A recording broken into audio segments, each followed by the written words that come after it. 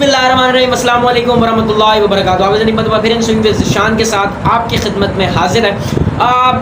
कल ड्राफ्ट के बाद मैंने आपसे वादा किया था कि कल कुछ बड़ी न्यूज़ हैं और जो डिटेल वीडियो है वो आज आएगी, तो उसी के ऊपर बात करने के लिए मैं आपसे आज हाजिर हूँ आपकी खिदमत के अंदर। देखिए बात ये कि जी वीडियो बनाने का मकसद मेरा ये है कि किसी के ऊपर तनकीद करना नहीं है। कुछ अच्छे फैसले प्लेयर की तरफ से, एक प्लेयर की तरफ से देखने को मिला है, कुछ अच्छे फैसले देखने को मिले प्लेयर्स की तरफ से। कुछ अपनी इज्जतों को बचाया गया है। आप पैसे को प्रायोरिटी नहीं दी, उसके बारे में थोड़ी सी बात करेंगे इस वीडियो के अंदर। इसके अलावा कौन से ऐसे प्लेयर हैं जिसने मुझे शॉक किया है जो कि वो अनसोल्ड है स्टिल, उसके बारे में भी कुछ बात करेंगे। उसके अलावा हसन अली के हवाले से कुछ कंट्रोवर्सी क्रिएट हुई है, उसके बारे में भी अब बात करेंगे। वीडियो में आगे बढ़ने से पहले अगर आप मेरे नए व्यूअर हैं तो मेरी वीडियो को लाइक करें, शेयर करें, मेरे चैनल को सब्सक्राइब करें, नोटिफिकेशन बेल को भी ऑन करें। पहले हसन अली की बात करते हैं। हसन अली की कोई एक सहाफ़ी थे जिन्होंने कैच ड्रॉप करने पे, आपको याद होगा जो भी पिछले महीने जो वर्ल्ड कप हुआ है, कैच ड्रॉप करने पे हसन अली को बहुत ज़्यादा कंट्रोवर्सी सहनी पड़ी थी, जो कि सब ने उनको निशाना बनाया था, जो कि गलत था।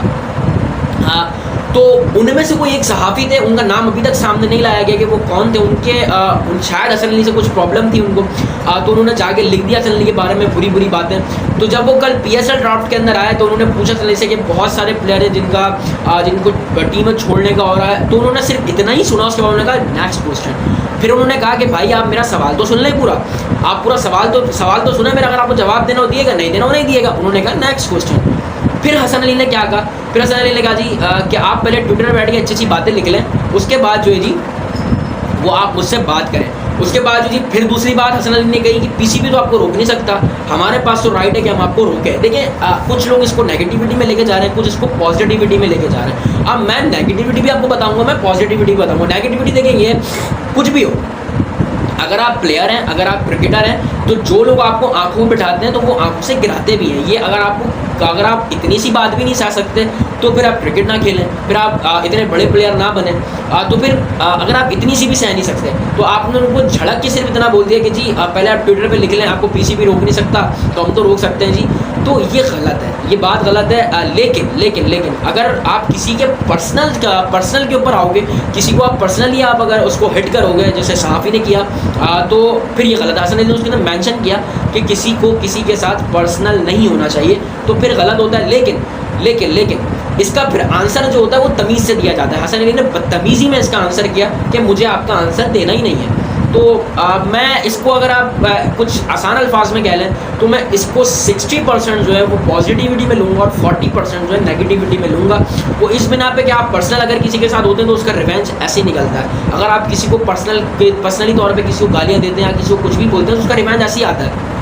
क्योंकि प्लेयर भी जो होता है वो एक ह्यूमन बींग होता है, वो कोई आसमान से उतरी हुई हस्ती नहीं होता, वो भी एक ह्यूमन बींग ही होता है। लेकिन फिर हसन अली के ऊपर भी थोड़ी सी अगर मैं बात करूं तो उनको भी थोड़ा सा कूल रह के अगर बोलते तो वो ज़्यादा अच्छा लगता। अगर हाँ वो सिर्फ इतना बोलते थे कि मुझे आपका आंसर नहीं करना, तो इतना इनफ था। उसके आगे आपने PCB का भी नाम लिया, उसके आगे आपने फिर अपना ये भी कहा कि पर्सनल नहीं होना चाहिए। जिसको नहीं भी पता था आपने उसको भी बता दिया कि मेरे ऊपर पर्सनल हिट हुआ है। अब वो बात बहुत पुरानी हो गई थी, आप उसको अगर छोड़ देते तो वो सही था, लेकिन उनका रिवेंज था, उनकी एक बात थी कि जी मेरे साथ पर्सनल हुआ गया। तो दोनों तरफ से बुरा हुआ है। ज़्यादा जो हुआ है वो रिपोर्टर की तरफ से हुआ है कि उन्होंने पर्सनली जाके उनको हिट किया। हसन अली ने ये बात मेंशन भी करी, मैं बार बार कह रहा हूँ कि आप किसी के साथ पर्सनल नहीं हो सकते।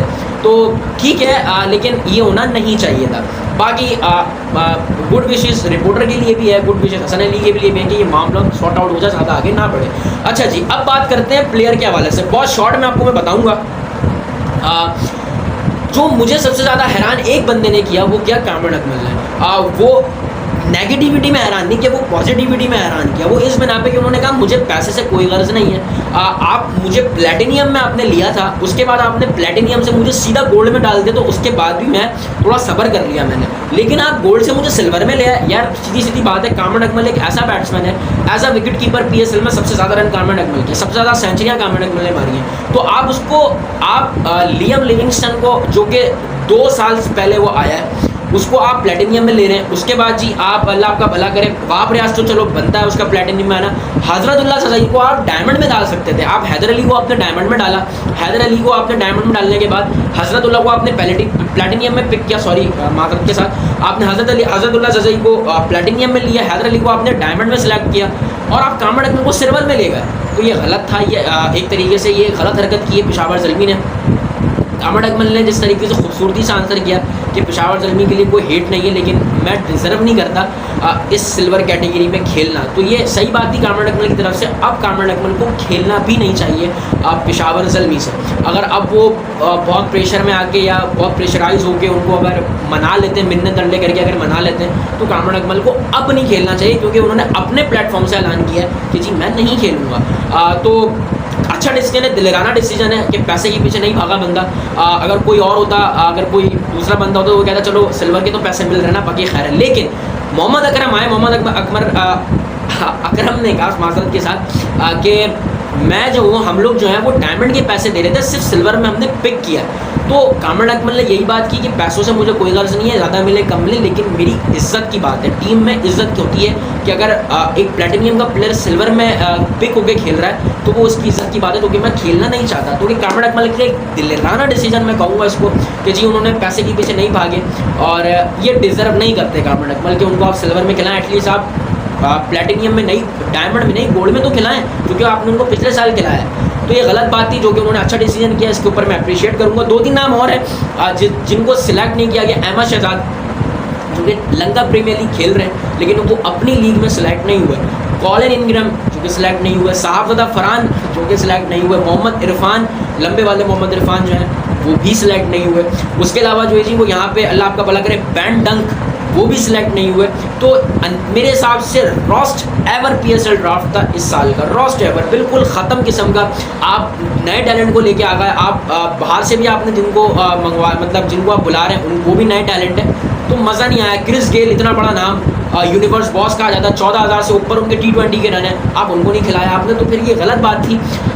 तो बस सिर्फ मैं इतना ही कहूँगा कि गलत हरकत की है यहाँ पे फ्रेंचाइजीज़ ने कि उन्होंने सिर्फ जो उन्होंने पिछले साल जो कोविड के बाद जो उनका कॉम्बिनेशन बना हुआ था सब उसी को उन्होंने सिलेक्ट किया है। उन्होंने अपने सीनियर प्लेयर को भी नहीं देखा, अपने जूनियर प्लेयर को भी नहीं देखा, तो ये गलत हरकत इन्होंने की। अलबत्ता कुछ नाम और हैं जो कि मेरे जहन में नहीं है, कुछ बड़े बड़े नाम थे, इंग्रम, डंक, गेल, साहबज़ादा फरहान, उसके अलावा मोहम्मद इरफान, अहमद शहजाद के ऊपर तो मुझे बहुत ज़्यादा हैरानी हुई है, क्योंकि वो KPL में भी उनकी परफॉर्मेंस आपके सामने। उसके अलावा जी यहाँ पे लंका प्रीमियर लीग में भी वो 150 कर चुके हैं। उसके अलावा फिर यहाँ पे जब कायदे ट्रॉफी खेल रहे थे और नेशनल T20 वर्ल्ड कप खेल रहे थे उसमें भी परफॉर्मेंस आपके सामने, तो ना सिलेक्ट करना ये फिर एक तरीके से ज़्यादती है। और उम्मीद यही करता हूँ PSL अच्छा हो, लेकिन ड्राफ्ट में मज़ा बिल्कुल भी नहीं आया। बहरहाल आपसे जो मैंने वादा किया था उसको मैंने पूरा किया। कल इंशाल्लाह नई अपडेट के साथ, नई स्टोरी के साथ। और हाँ, मेरी T20 और IPL वर्सेस PSL रह गई है, जो कि मैं इंशाल्लाह इसी वीक में प्लान कर रहा हूँ, करूँगा। तो उम्मीद करें कि जल्दी वो वीडियो आ जाए। मिलता है आपसे अगली वीडियो के अंदर। अभी के लिए तो मुझे फ़िलहाल इजाज़त। पाकिस्तान जिंदाबाद, अल्लाह हाफ़िज़।